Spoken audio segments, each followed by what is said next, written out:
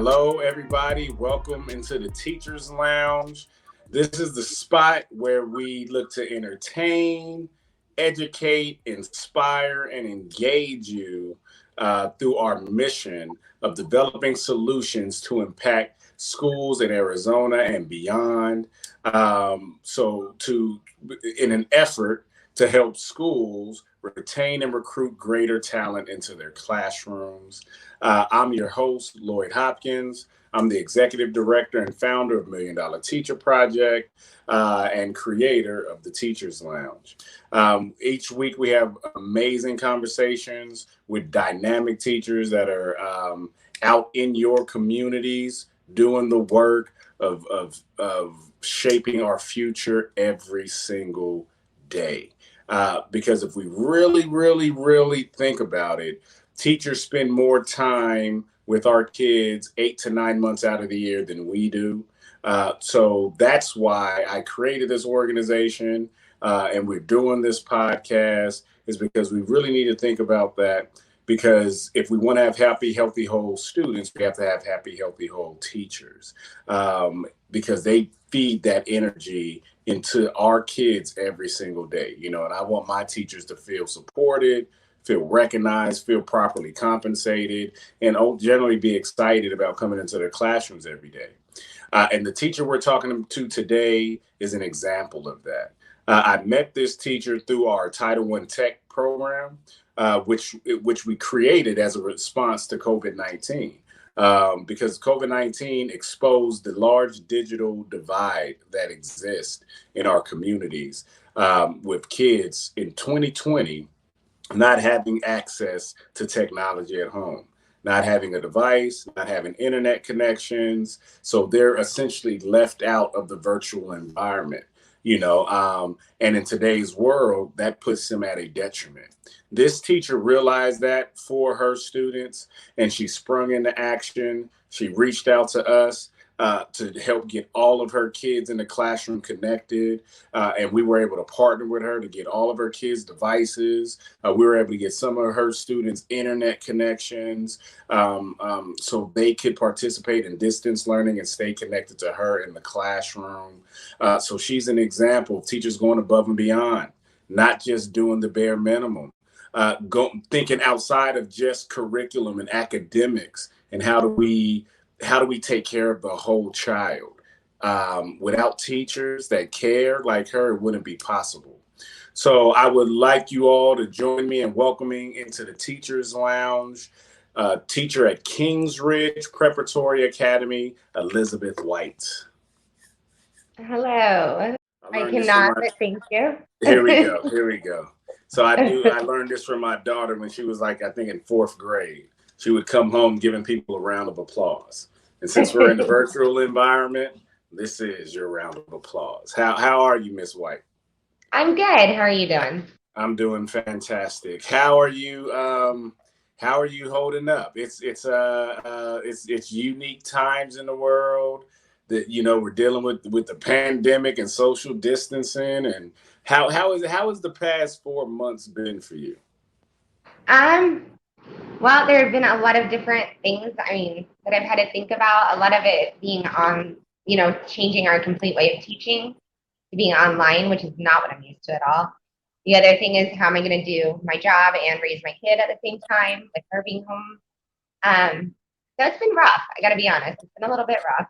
And the interesting thing, so you bring up a fantastic point. You're, and this is something we haven't really touched on this podcast, is you're not only a teacher, but you're also a mom. You also have a child that you have to consider and think about learning online, the virtual environment, and also just her well-being, because there's no playbook for this pandemic. Like we've never been through this before. The last one was 100 years ago, right? And we really don't know the effects it's going to have mentally, physically, emotionally on us, So we're managing. So how have you and your daughter been managing that part? How is your well-being, just as a human being and as a mother? How are you? How are you managing, or what do you do to create balance or to practice self-care for yourself? Well, for me and her, like I just try to do a lot of projects, like art stuff and fun stuff. We go swimming a lot. Just kind of hang out, and I try to remind myself that, I'm kind of, it's almost trying to look at the positive side of it. Like I'll never get this time with her again. You know what I mean? So at the same time, like I need to kind of treasure right now with her that I have. And I try to keep that in the back of my mind. Yeah, and and that's the power in this, is that I think that, and again, this is a challenging year. There are people going through some immense hardships and difficulties. But this moment is also creating a once in a lifetime opportunity to really reflect and to stop and take a moment and think about what's important. Cherish this moment with your daughter, and where all the distractions are being cut out. I've went through that. Like I've been able to spend the past 4 months. My son's in college, my daughter is going into high school, and we've had family time like we've never had these past 4 to 5 months. Just being home. I'll force them to watch some old movie that I grew up on. Like they've had to watch House Party like 4 or 5 times. I love that movie because it's my all-time favorite movie. But it really makes me think about the stories, right? Like we're gonna like this. The quality time that we've been able to spend right now I think is going to be something transformative, and that people are going to remember forever. So what has been your favorite activity you've done in quarantine with your family thus far? I don't know. We make these little like she likes to bead, so we make like these little bead princesses, and like we spray water on them, and then they like stick together when they're done. It's kind of cool. I think I don't know. It's just kind of fun, like little Disney princesses. The funny thing about everything you've described is still very teachery. It's still very you're the consummate teacher. You go to an arts and crafts projects and doing things that are still transferable. These are things in my mind that I think, how would a teacher spend their downtime? It would be stuff like this, like creating arts and crafts projects and still being a teacher. So it seems like it's just in you. This is an innate thing. So tell me about the day you decided to become a teacher. What was that like? What was the moment? I think my whole life I always wanted to be a teacher. Like even as a kid, I played school, and I had like a fake little students in my classroom, and I don't know. I'd get home from school, and then I'd play school, and it's just something I always wanted to do. So I don't know. Where did it come from? Did you have teachers in your family? Did you have a teacher that inspired you and motivated you to teach? Like where did it come from? Like for me, what led me to this work is so I grew up single parent household, in a tough neighborhood, right? And with no positive role models in my life, really, especially no positive male role models.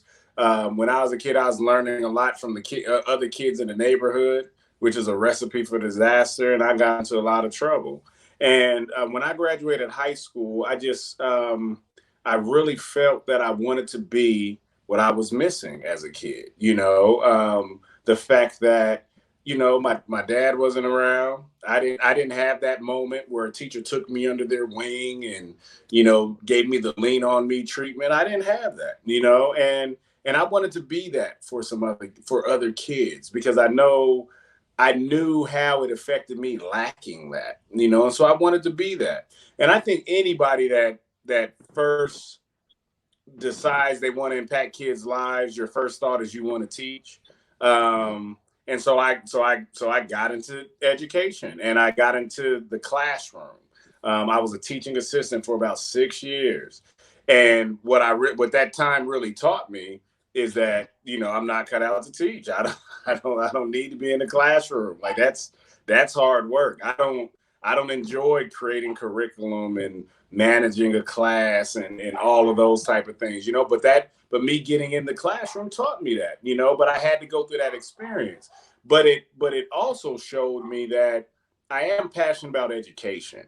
It just wasn't, I just knew I wasn't cut out for the teaching aspect, but I'm very passionate and connected to the power, principle, and promise that education can provide a community, a student, and how it can unlock all the potential in your life. And so I just needed to figure out my right role in that. And that's what eventually led to me creating $1 Million Teacher Project, because I'm a teacher fan. Like this conversation, these type of conversations give me life. Being able to talk to you and give you a platform and really expose and promote the great work going on in classrooms.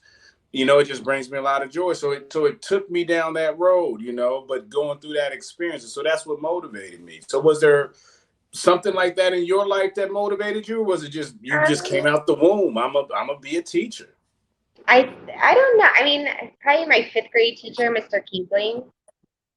He was just, I don't know what it was about him, but he was always so laid back, and he could always like turn the classroom, and everybody would laugh instead of like him like yelling or like, I don't know. He just had this way about him, and I used to grade his papers for him, and I always just kind of wanted to be with him, and I think that was probably, I don't know, my main thing that made me want to become a teacher would be him. Yeah. That makes me think about. So I had a fourth grade teacher that I was in love with in fourth grade, and what I remember about her is that she had braces, and she was like just the sweetest lady, and she would do and like if you did good in class and all that kind of stuff. She would like go to your house for dinner and hang out with your family and stuff like that. Needless to say, I never got that. I was never one of the kids picked. But I used to love her all the way that into my adult life. Like I used to have a crush on women with braces. Like that was like the impact she had on my life. So it is, but teachers make a lasting impression. And they resonate with you for just a million different reasons, and they can inspire you. So along that line, what has been your favorite memory or story as a teacher thus far? I will say, so for my very first year of teaching, I had this student, and she recently actually just made me a gift. She started her own company because she's now, of course, 20 years old. Okay. Even though in my head she's like 13, Yeah. They never really grow up. When I run, so I used to work Parks and Recreation, and like years ago, early after I got out the classroom, I was doing Parks and Rec, and in my mind, these kids are forever 10 years old, and I'll run into them, and they're like, some of the kids I work with are like 30 now. I'm like, yo, this is crazy. Yeah. So, and she just, I actually have it right here, but it's kind of cool. To see. It's really pretty. I don't know if you guys can see it, but it's like a picture hanging on your wall. Yeah, that's awesome. Yeah. What is it made out of? I don't know what she did. It's like little jewels or something that she put on there. So that's a butterfly. Yes. A butterfly and flowers. Okay. All right. For the people listening to this through the podcast, is this amazing butterfly picture with navy blue black background and shades of purple and pink flowers. Beautiful. Yeah. And so I just thought it was really neat that like she thought of me to make me one. I haven't seen her in like, I don't know, 9 years. Wow. So it's kind of cool. I don't know. Yeah. Maybe it's good. Yeah.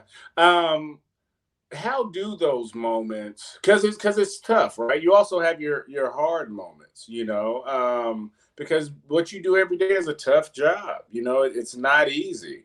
So what gets you through those hard moments, when you have a kid that you're trying to get through, you just can't, or you have stuff you're trying to do and you're being restricted by curriculum, or you don't have the resources to do what you want, and you're dealing with those tough moments.